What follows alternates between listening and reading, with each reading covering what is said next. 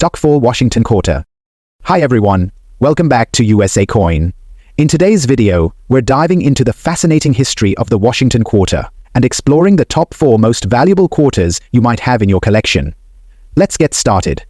First up, in 1971, the Philadelphia and Denver mints produced a combined total of over 585 million Washington Quarters. Specifically, the Philadelphia Mint struck approximately 353.16 million coins, while the Denver Mint produced 232.81 million. Due to these high production numbers, the 1971 quarter is generally considered a common coin. However, there are certain factors that can elevate its value beyond face value. First, let's talk about the condition of the coin. Coins graded M65 or higher by professional grading services, such as PCGS or NGC, are much scarcer and can command higher prices. For a 1971 quarter in M65 condition, collectors are willing to pay anywhere from $5 to $25.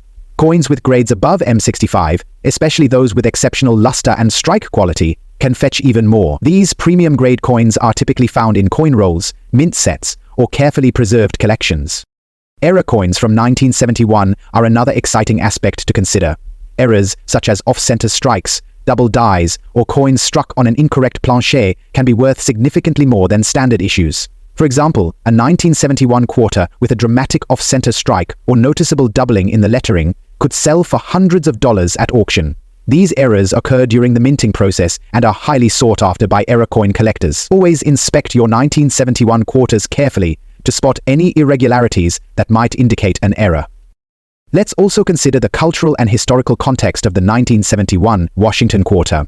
While these coins were produced during a time of economic challenges in the United States, they remained an essential part of everyday commerce. The copper-nickel composition symbolized a shift in U.S. coinage, reflecting the nation's adaptation to changing economic circumstances. Even though they are not composed of silver, these coins hold a historical value that goes beyond their monetary worth. If you're looking to add a 1971 Washington Quarter to your collection, there are a few tips to keep in mind. First, focus on finding coins with minimal wear and strong details, particularly on George Washington's hair and the eagle's feathers on the reverse. Coins with sharp details are more desirable to collectors. Second, keep an eye out for mint errors, as these can significantly increase the coin's value. Finally, consider having your coin graded if you believe it is in exceptional condition or exhibits unique characteristics. Next up, the 1966 Washington Quarter was struck at a time when the U.S. Mint was facing a severe coin shortage. To address this, the Mint temporarily removed mint marks from coins to discourage hoarding. As a result, all 1966 quarters were struck without a mint mark, even though they were produced at both the Philadelphia and Denver mints. In total, over 821 million 1966 quarters were minted, making it one of the most heavily produced coins of its time. Given these large production numbers, most 1966 quarters are considered common and are worth only their face value in circulated condition. However, collectors still seek out high-grade examples, especially those with minimal wear and strong details. Coins graded MS65 or higher by professional services such as PCGS or NGC can fetch anywhere from $10 to $30. Coins with grades above MS65, particularly those with exceptional luster and sharp strikes, can command even higher prices. Another exciting aspect to consider is error coins. Error coins from 1966 can significantly increase a quarter's value. Examples include off-center strikes, double dies, and coins struck on an incorrect planchet. These errors are rare and highly sought after by collectors.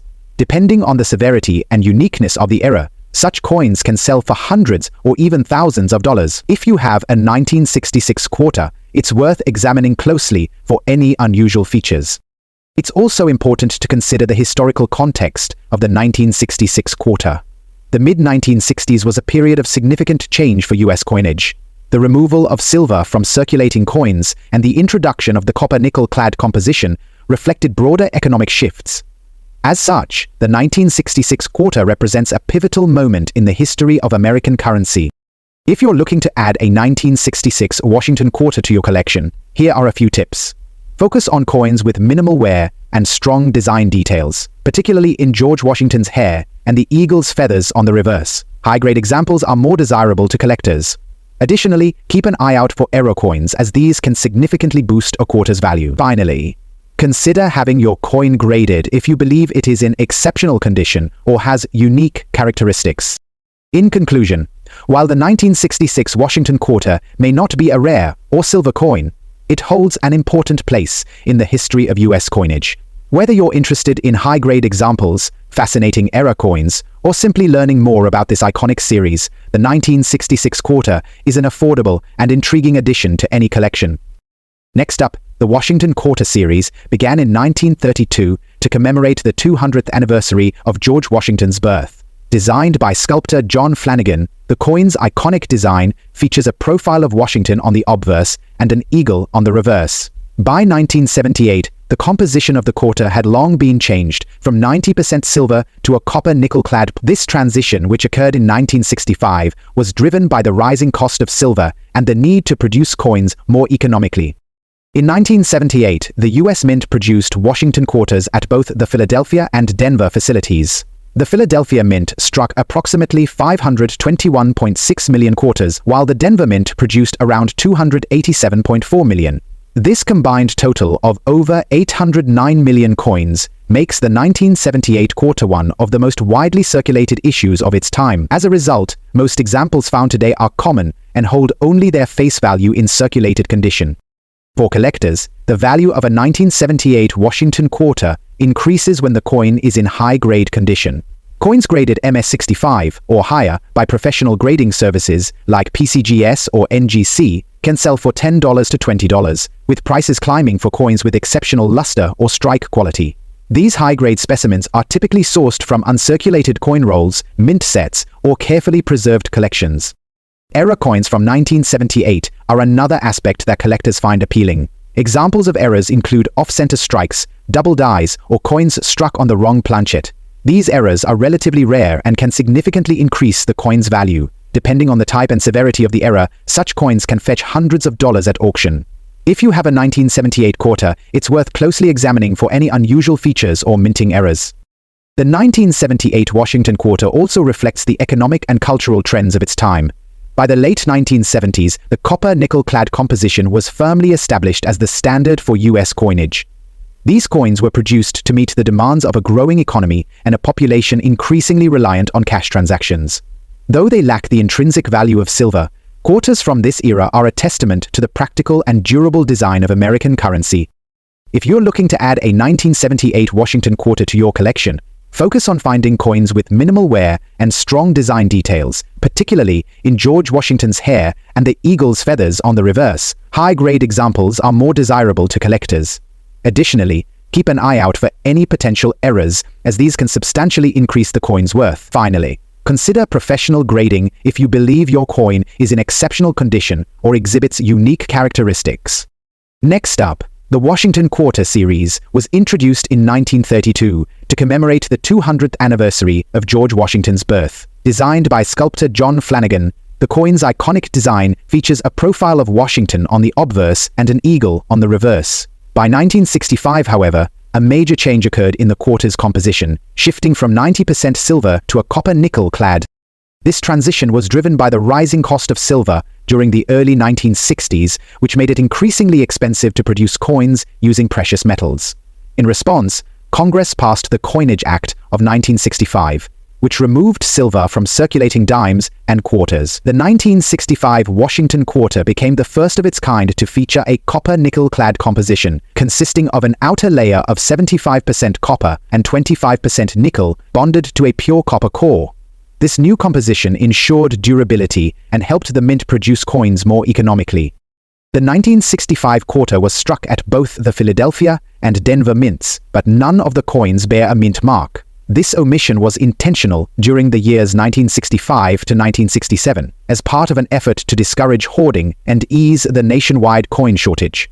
As a result, distinguishing between coins struck at the two mints is impossible without mint marks. In total, the U.S. Mint produced over 1.8 billion Washington quarters in 1965.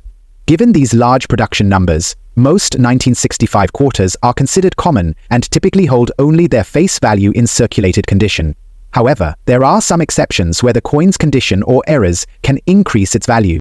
For collectors, the condition of the coin is a key factor in determining its value. Uncirculated examples graded MS65 or higher by professional grading services like PCGS or NGC can fetch anywhere from $5 to $25, with prices climbing for coins exhibiting exceptional luster and strike quality. Coins from 1965 found in original mint sets are more likely to meet these high standards. Error coins from 1965 are particularly intriguing to collectors. Errors such as off-center strikes, double dies, and coins struck on silver planchets have been discovered. Yes, you heard that right. A few 1965 quarters were accidentally struck on leftover 90% silver planchets from 1964. These rare silver transitional error coins are highly valuable, with some examples selling for thousands of dollars at auction. If you suspect you have a silver 1965 quarter, weigh the coin. A copper nickel-clad quarter should weigh about 5.67 grams, while a silver quarter weighs 6.25 grams. The 1965 Washington quarter represents a pivotal moment in U.S. numismatic history. It reflects the economic pressures of the time and the mint's adaptation to modern production demands. While these quarters lack the intrinsic value of their silver predecessors, they remain an important piece of American coinage history. If you're looking to add a 1965 Washington quarter to your collection, focus on finding coins in uncirculated condition with minimal wear and strong design details. Pay close attention to George Washington's hair and the eagle's feathers on the reverse. Sharp, detailed features are more desirable. Additionally, keep an eye out for error coins, as these can substantially increase the coin's worth. Finally, consider professional grading if you believe your coin is in exceptional condition or has unique characteristics. In conclusion, while the 1965 Washington quarter may not be a rare or high-value coin in most cases, its historical significance and potential for intriguing errors make it a fascinating addition to any collection. Whether you're interested in high-grade examples, searching for a rare silver error, or simply learning more about this iconic series, the 1965 quarter offers something for every collector.